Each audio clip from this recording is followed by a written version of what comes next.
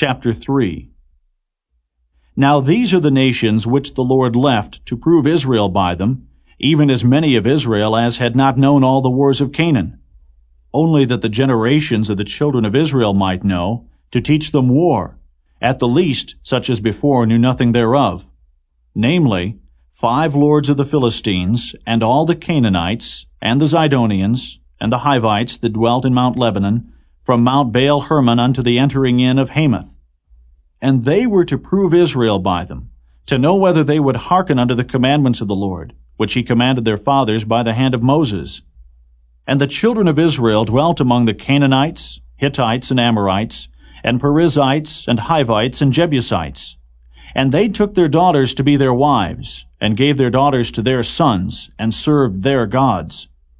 And the children of Israel did evil in the sight of the Lord, and forgat the Lord their God, and served Baalim, and the groves.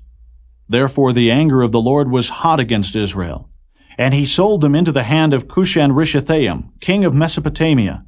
And the children of Israel served Cushan-Rishathaim 8 years. And when the children of Israel cried unto the Lord raised up a deliverer to the children of Israel, who delivered them, even Othniel the son of Kenaz, Caleb's younger brother. And the Spirit of the Lord came upon him, and he judged Israel, and went out to war.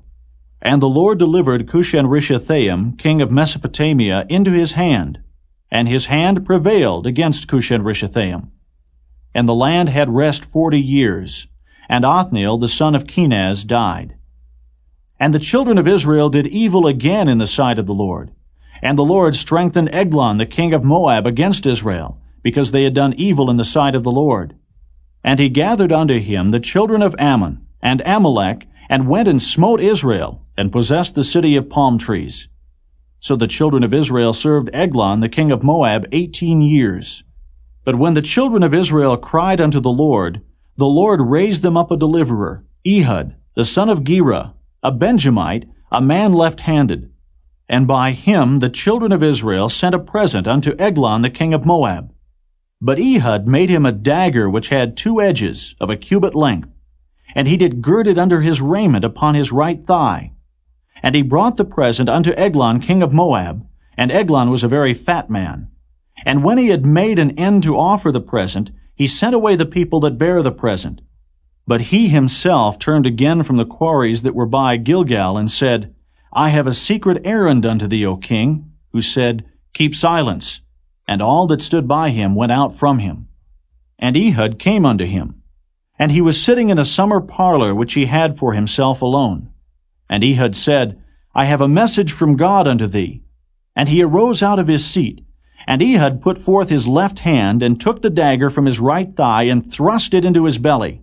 And the haft also went in after the blade, and the fat closed upon the blade, so that he could not draw the dagger out of his belly, and the dirt came out. Then Ehud went forth through the porch, and shut the doors of the parlor upon him, and locked them. When he was gone out, his servants came, and when they saw that, behold, the doors of the parlor were locked, they said, Surely he covereth his feet in his summer chamber. And they tarried till they were ashamed, and behold, he opened not the doors of the parlor. Therefore they took a key and opened them, and behold, their lord was fallen down dead on the earth. And Ehud escaped while they tarried, and passed beyond the quarries, and escaped into Seirith.